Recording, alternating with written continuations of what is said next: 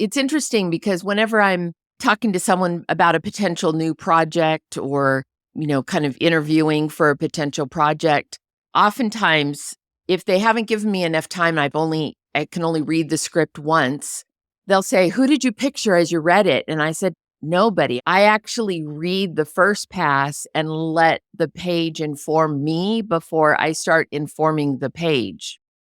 This is the Faith and Family Filmmakers Podcast, helping filmmakers who share a Christian worldview stay in touch, informed, and inspired. Quiet on set. Rolling. Your hosts, Jeffrey and Jacqueline Witt. Welcome to the Faith and Family Filmmakers Podcast. We're happy to be with you today.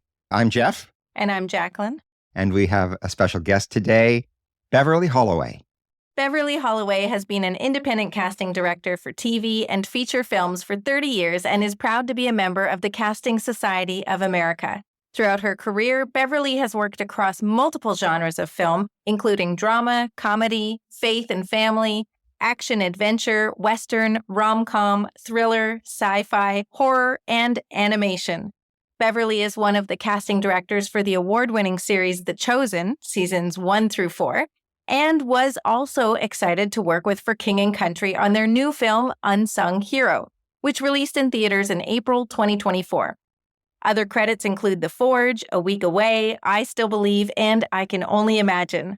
Westerns are some of Beverly's favorite to work on, including the recent films Farhaven, The Warrant, and the upcoming modern-day Western series Blue Ridge. Welcome to the podcast, Beverly. Welcome, Beverly. Hello. I'm so happy to be here. This is great. I'm looking forward to our time together. Me too. And actually, this is fantastic. Sometimes I get to actually meet our guests for the first time as a guest. And so all of my questions just stem from curiosity. So I know of you, and I have seen some of the things that you've been doing, like on Facebook. Sometimes you're, doing stuff with actors and, helping them with their auditions or monologues or what have you. But casting is a very specific part of the industry, which means you would have to have a certain degree of knowledge from other areas first. So I'm wondering, where did you get your start? It's so interesting that you mentioned that and having a broader knowledge of production in general, because that's exactly how I started. So I went to a filmmaker who I actually went to church with, and his name is John Schmidt. And he really was a pioneer in the Christian film world. He was making Christian films back when the churches would rent projectors, right? And have their movie night. And it's a big 35 millimeter. Mm-hmm. And I remember. The distributor, Wow. Yeah. They'd send the big cans with the movie in it. And so he was one of those pioneers making films back then. And he's a professor at Biola University now, still teaching film and cinema, and an editor. And so he's still very active. But he and I went to church together. And I went to him and said, I think that the film world might be somewhere that I'm suited for as far as my skill sets. And I'd love it if I could just intern. Now, at this point, I was almost 30. So, the intern was quite an interesting shift. I had already been in a different career and I was making a change. And so he's the one who put me in casting. I had an acting background and I had directed theater and community theater. Okay, yeah. Yeah. And so he knew I had worked with actors and he didn't like saying no to actors. So he said, you can be, yes, you can be that person for me. And that's how the casting part of it started. I didn't go into it having any sense that that's where I would be, but I loved it. I really loved it. But in that same project, we did production coordinating, location scout. We did it all. That's how you have to do some of the lower budget pieces. Yeah. And so over the years, I did AD and usually second AD. As the films grew bigger and the budgets were a little better, they would get more complex. And so I was casting and then doing that. And one by one, everything else fell away. They just weren't my heart and my soul. They weren't the best fit for me. And casting was the constant. So yeah, that's where I stayed. Basically, I say that's where God kept opening the doors. So I kept walking through them. Yeah, I mean, I haven't done casting on the level you have, obviously, but there's been a couple occasions where I've, had the opportunity to. And one of the things that I loved was that it's like I got to look and see something in someone and see like this person has what this character needs. Mm-hmm. And that was just, I actually really enjoyed it. It was a lot of fun to be able to look for that and see it. Yeah, absolutely. And I can imagine with you being a screenwriter, you're writing these characters. You are the source material. So it's not always, but it's often that the writer does have some input into the initial breakdowns or the initial tone that we're looking for the actors, especially, of course, if it's a writer-director or writer-producer. But I find that very insightful because you guys are the ones who ultimately gave the characters life on the page. Yeah. Yeah. Well, and I cast them when I'm writing anyways. Like in my mind, Yes. I have actual, whether it be actors or people I actually know that I've kind of based the attitude of this character on. Like I can imagine them in my head. And that's part of how I'm able to keep them, in character is because I already have them assigned and cast. So, yeah, that makes sense. It's interesting because whenever I'm talking to someone about a potential new project or, kind of interviewing for a potential project, oftentimes, if they haven't given me enough time, I can only read the script once, they'll say, "Who did you picture as you read it?" And I said, "Nobody. I actually read the first pass and let the page inform me before I start informing the page," right? That makes sense. Yeah. Yeah. So it's much more a blank slate. Like, who are these people? Then I'll start thinking about it. Again, part of just understanding the writer had some intentions, and by me dropping in a presupposed prototype, I may be missing something as I read it. Yeah.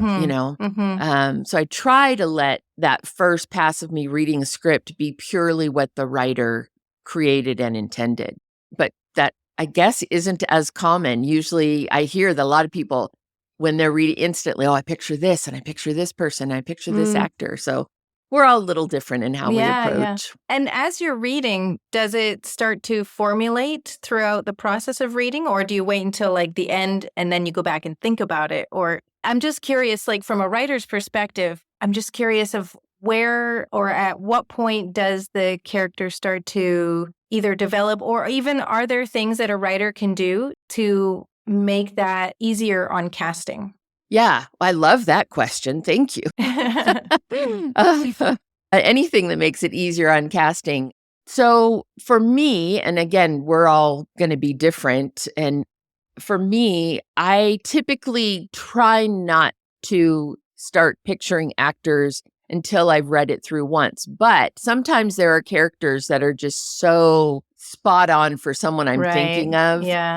And like you, it may not be some famous person, like well-known name. It may be an actor I just know that it's like, oh, this is their essence. They'd be great in this. Yeah. But usually I wait and then I go back and revisit each of the characters and come up with ideas and thoughts and lists. As far as what a writer can do is when we're creating a breakdown, which is a breakdown is a list of all the characters that are in the film or TV show that are in the script. And it's what goes out to the actors and the agents when we are going to start the casting process.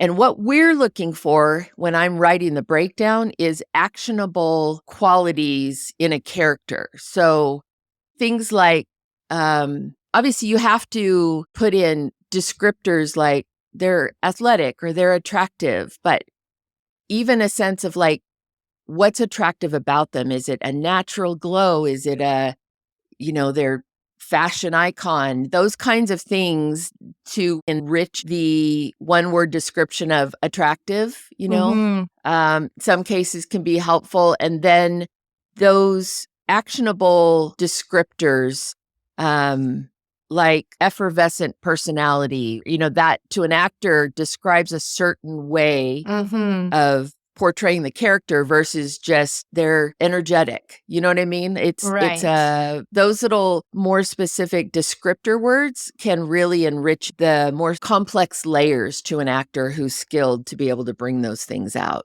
Okay, that is so good to know. Thank you. Yeah. Thanks for asking. Yeah. No, I always love to learn, for sure. Hi, indie producers. Listen, I get it. I know how hard it is to make a movie make money. That is why I have teamed up with Jacqueline Witt from Faith and Family Filmmakers Association to create a 12-month program to teach you everything I've learned along the way. I'm Alexandra Boylan. I have written and produced 8 profitable films. My movies include Switch, The Greatest Inheritance, my newest film, Identity Crisis, Catching Faith, and the list goes on. All of my movies have been on Netflix, Hulu, on the shelves of Walmart, Tubi, Amazon, iTunes. Again, another list that goes on. So, set yourself up for success and sign up today at FAFFassociation.com. You can also find it in the show notes here, and we'll see you soon. I was wondering, Beverly, to what degree are you looking for actors or attaching actors that a producer or director is telling you they're looking for? And to what degree are you just finding talent options to present to the director or producer? So every film has to figure out who its audience is. Mm-hmm. And when you figure out who the audience is, then that helps us understand the best casting choices, right? Who appeal to that audience. Right. So typically that's the first part of it. And then we have to determine, is this a talent-driven piece, meaning budget? Like, is financing contingent upon attaching a certain level of talent? So those are always the first considerations is, okay, are we making offers to known talent and how many roles? And the piece that affects that the most is usually budget. So especially in the faith, family, inspirational world, budgets are often much tighter. And so we don't have the beauty of just making offers on every role to well-known actors, Right. And so it's always balancing that and identifying the priorities of which roles are most important to try to get someone of value. And by value, I mean box office value I or understand. audience value.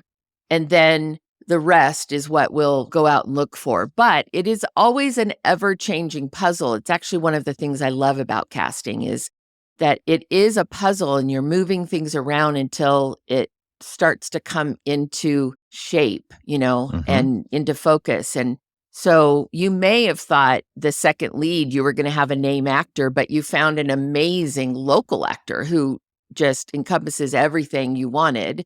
And so then that money can then shift maybe to characters 3 and 4 who you Right. didn't think you could bring someone to the table for. So it's always moving pieces, but bringing someone recognizable or with some sort of value, box office and audience-wise, is almost always a criteria because Right. they have to figure out how to make their money back, Yeah, it comes down to marketing. In the end, how are you going to draw people in? Because that is one of the things that people look for is who's in it. Exactly. Because it tells them the value, or at least it gives them the idea that because there's somebody recognizable in this production, then the production value is probably pretty good. Right. And that's typically it's probably question number 1 or 2 when a filmmaker's going to find distribution and they're taking meetings. Okay, who's in it? Because like you said, they're trying to figure out how hard this thing would be to market and where would they market. Whose face can they put on it? Yeah, for sure. Exactly. So would it be correct then to say that the bankable talent, so to speak, may be suggested to you by the producer or the director, but then much of the other cast you would be auditioning for? Yeah. So the way that even the bankable talent, name talent, we'll compile lists typically, unless, like in the case of I Can Only Imagine, we had worked with Trace Atkins on Mom's Night Out, and I had worked with him actually prior to that a few years before that as well. But when we got the script, or when I got the script for I Can Only Imagine, it was Trace. Like you just read it and it was Trace, and you meet the real Brickle and it's Trace.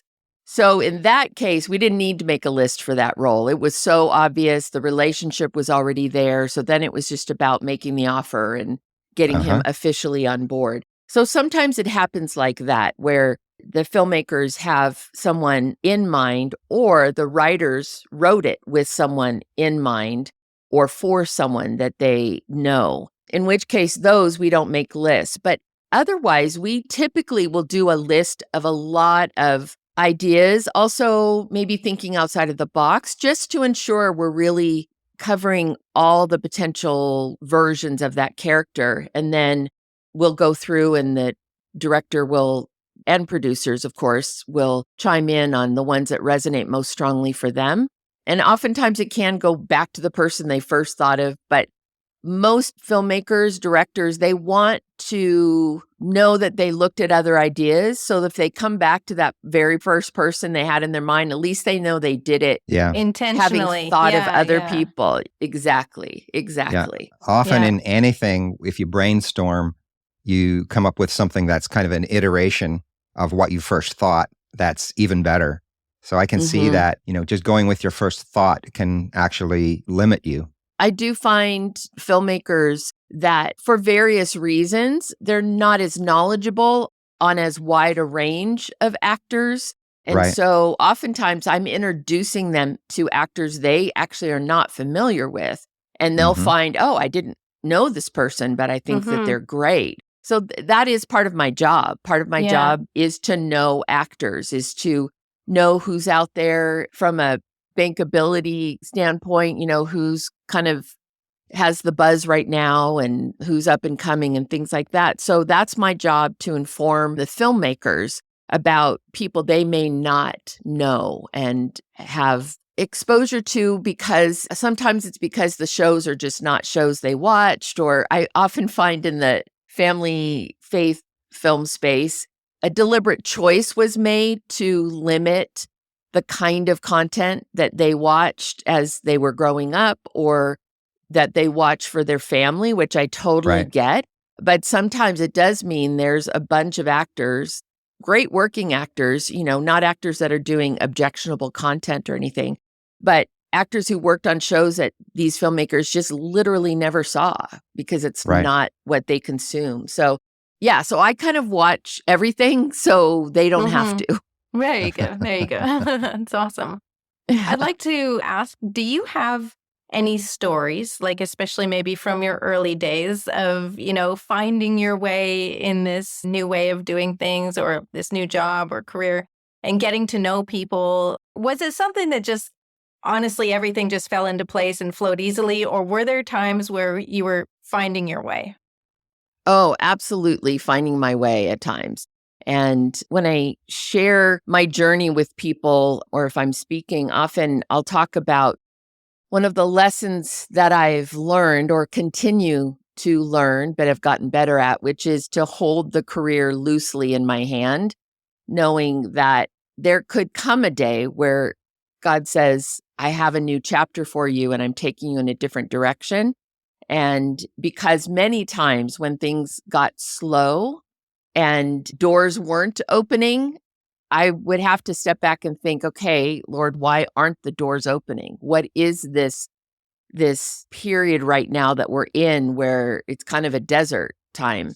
And there was one in particular season that had been very slow, and I went so far as to interview for a job. Just, it was actually a retail type of a job, and had gone the interview, second interview, and was at the point where I needed to accept the job or not. And I was about to accept it. And then I got the call for I Can Only Imagine. Wow. Yeah. So that was one of those where I kind of learned that I think what God was looking for was for the career to not be so dear to me that I couldn't give it up if that's what he was asking me to do. And then he provided that. Yeah, a big project. Yes, exactly. And a meaningful, I love all of the projects I work on. I am so fortunate to work with amazing filmmakers. I can only imagine because of the song. I have a music background. I sang worship in church and did some semi-professional when I was much, much, much younger. But that song and telling stories through music is just about as close to the core of my heart as you can get. And so that project will always be especially dear to me.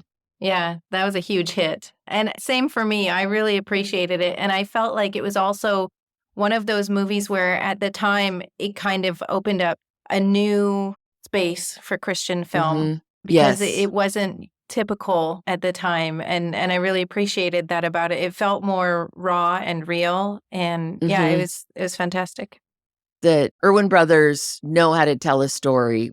I've really enjoyed working with them, and they're so skilled, and they know how to work with actors. You know, that's not every director's strong suit, and most of them bring in people alongside of them, whether it's a producer who works well with actors. It's one of those things about knowing where your weaknesses are and then finding those people that are better at those Right. areas than you are. Yeah.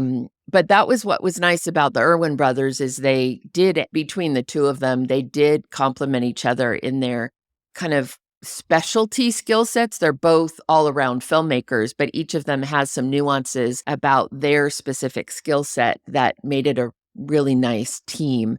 So I do think they set the bar very high that year. And of course, Hmm. I think what changed the dynamic of the faith film space is that that film was the number one independent box office success of the year. It was the number one independent film that year. Yeah.